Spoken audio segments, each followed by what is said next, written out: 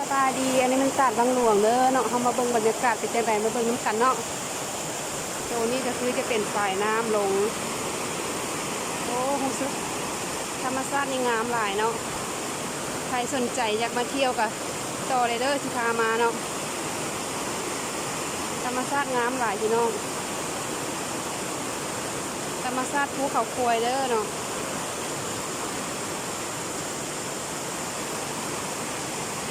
ธรรมชาตินี่สุดยอดตรงน้ำจะเป็นน้ำตกเนาะ